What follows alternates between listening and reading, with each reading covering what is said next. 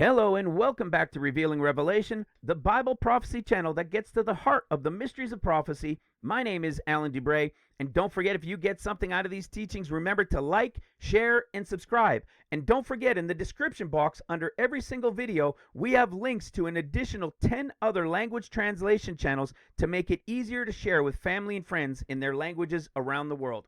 With that said, we have a great one for you today in the book of Hebrews, chapter 11. In the second last teaching, we talked about what this revelation, this mystery that was revealed called Luke in order. Chapter 1, 2, 3, and 4. Well, we see this same type of picture being revealed in the book of Hebrews chapter 11. We see a story of Enoch, then we see a story of Noah, then we see a story of Abraham, then we see a story of Sarah giving birth to Isaac. And this happens in chapter 11 from verse 5 to verse 11. And who do these four represent? Well, I'm going to show that to you right now. It's the same type of Luke in order revelation. And if you recall what that was a couple videos ago, it is about the pre-trib that begins everything, followed by the Lord coming as the warning for 40 days, as he said he would as Jonah, as a picture of the 40 days of Noah. This happens after the pre-trib and the pre-trib wedding. The Son of Man is here as the white horse rider for 40 days. Then there's the end of seals when he comes towards the end of the 6th year of seals. And then there's the mid-trib great multitude. And then the Lord returning feet down on the Mount of Olives post-trib. There's 4 main events that begins with pre-trib, and then 3 comings of the Lord in the end of days that we've also spoken about in other teachings. So let me show it to you here in Hebrews chapter 11, verse 5 through 11. Watch this. It says in verse 5 and 6, by faith Enoch was translated that he should not see death, and was not found because God had translated him. For before his translation he had this testimony that he pleased God. But without faith it is impossible to please him, for he that comes to God must believe that he is, and that he is a rewarder of them that diligently seek him. You see, the pre-trib group aren't just wishy-washy Christians. They are the ones who love the Lord, who seek him, who are watching and praying, diligently seeking. This is the Enoch group. And for those who hadn't heard this before, all you have to do is just do a little Google search, and you will find that Enoch is widely regarded as the pre-trib theology, as a type or a picture of the rapture, because he was taken by God before the judgment of the flood. And then what happens of the flood? Well, then you've got the Noah type, and Noah was preserved having prepared. Okay? So you've got Enoch as the first person ever taken in the Bible, never having tasted of death. It's a picture of the pre-trib bride. And then you've got what? Then they start talking about, and then you had Enoch who prepared and was saved during it. And what's the picture of of Noah? It's a picture of the flood. You see that? So what do we read in Genesis 5 about Enoch? It says in verse 23, and remember, if I don't say what chapter I'm in, just look to the right. In Genesis 5, verse 23, it said, and all the days of Enoch were 365 years, and Enoch walked with God, and he was not, for God took him. He never tasted of death, which we also talked about in the last teaching, that there are 3 different portions of that. Okay? So we see this, but what do we know comes next? Well, after this picture of the Enoch pre-trib bride type, we know the Lord is coming back after the 7-day pre-trib wedding. He's coming back on the 8th day to warn for 40 days, as he said he would. Well, what happens when we go to verse 7? It says, by faith Noah, being warned of God of things not seen as yet, moved with fear, prepared an ark to the saving of his house, by the which he condemned the world, and became heir of the righteousness which is by faith. You got a 40-day picture of this warning by Noah, by the Son of Man who's coming, as a picture of Noah. It is also a picture of a remnant group that we've taught on, of a Smyrna remnant who will serve the Lord in the midst of seals, and they're the ones being prepared. They're the ones being warned, and not yet seeing these things are preparing. And they are what? They will become heirs of righteousness as well. But this is specifically a picture of the 40 days of the Son of Man. And what do we see in Genesis 7? Starting in verse 16, it says, And they that went in male and female of all flesh, as God had commanded him. And the Lord shut him in, and the flood was 40 days upon the earth, and it bare up the ark. Well, let me show you another one.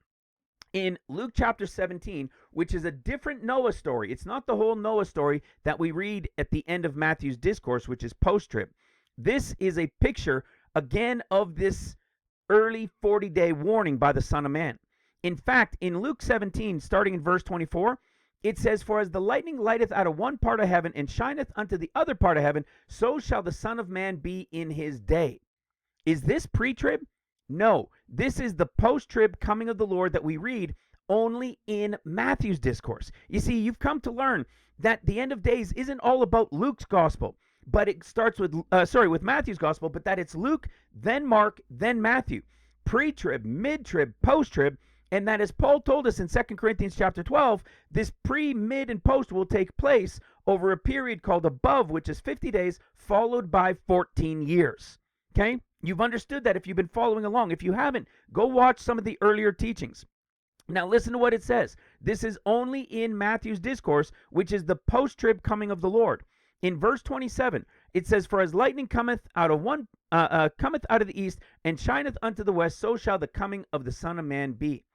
This is only about the post-trib return of the Lord. You see what happens here? It's describing the same thing when he comes in his day, post-trib. But listen to what verse 5 says. "But first." You want to know what's powerful about that? Is if you go to Luke 21's discourse, in Luke chapter 21 is the only place in verse 12 where you read, "But before all these." So, but first or but before all these? He's saying this is going to be a time in Luke 21's discourse that it says, "Nation shall rise against nation, kingdom against kingdom," which is the red horse rider.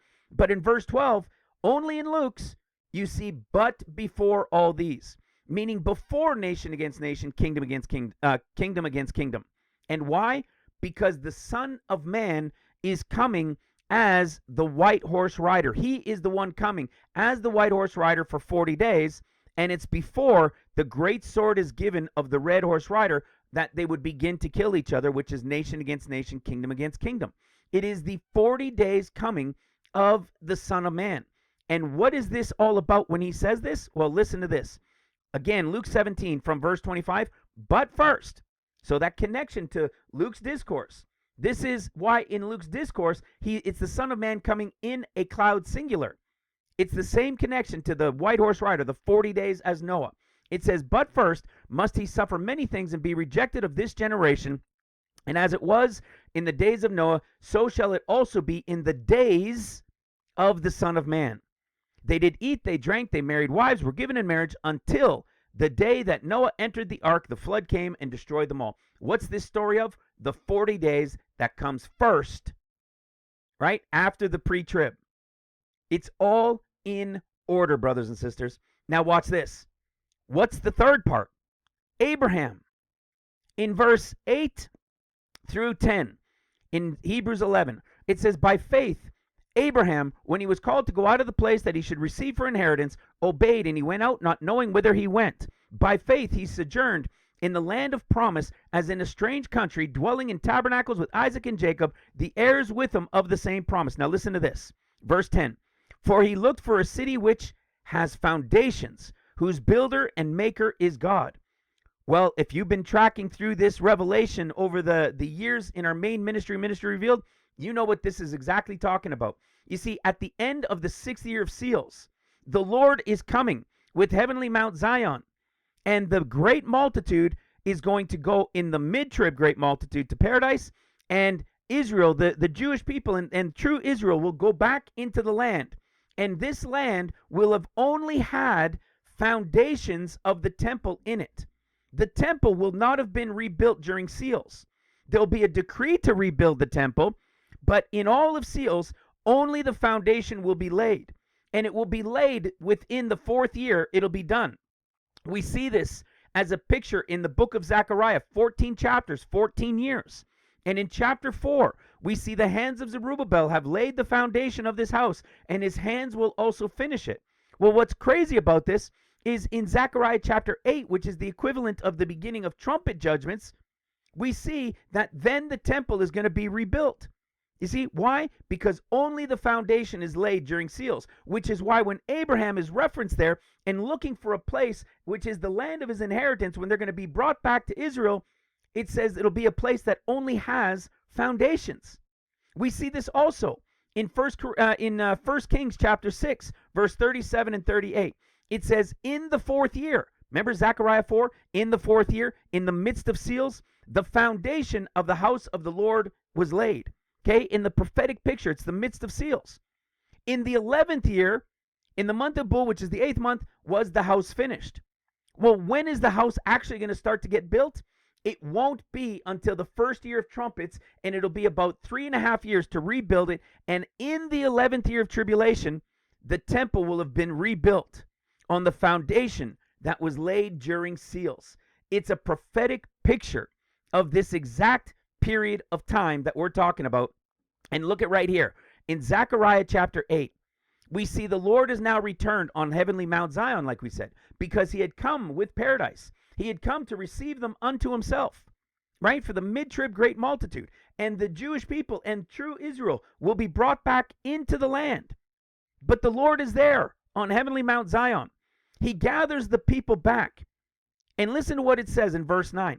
Let your hands be strong, you that hear in these days the words by the mouth of the prophets, which were in the day that the foundation of the house of the Lord of hosts was laid, that the temple might be built. And you know why they couldn't build the temple? Because look at what it said next. In verse 10, it says, because peace was taken, and that gets taken at the red horse rider. You see? And he set everyone against his neighbor. That's nation against nation, kingdom against kingdom, at the red horse rider. But now, at the start of trumpets, the Lord is there.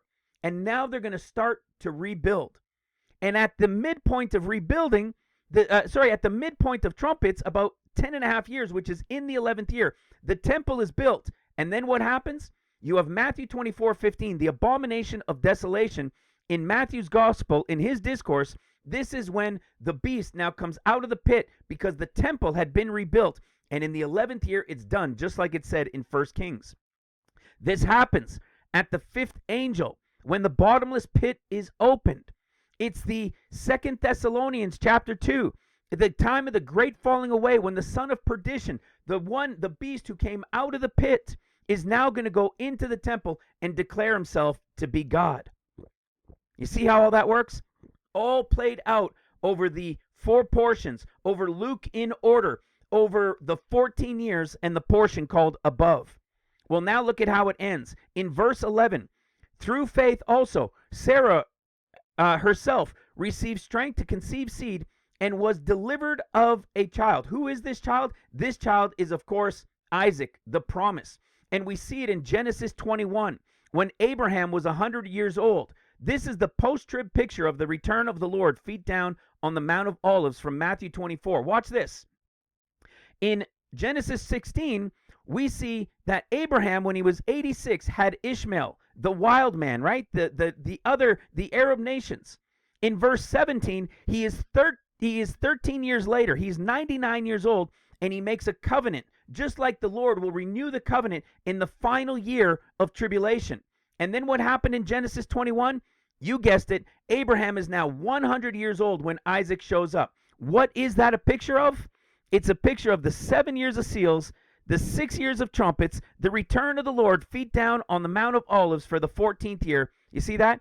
13 years, has a covenant, and then in the 14th year, Isaac comes as a picture of the post-trib return of the Lord, feet down on the Mount of Olives, just as Zechariah, the 14th chapter, the 14th year, the Lord returns, feet down on the Mount of Olives at the 7th trumpet, as soon as it begins to sound from Revelation chapter 10 and Revelation 11, when now everything will be the Lord's, all revealed in the picture of these 4 people in Hebrews chapter 11. God bless you. Bye for now.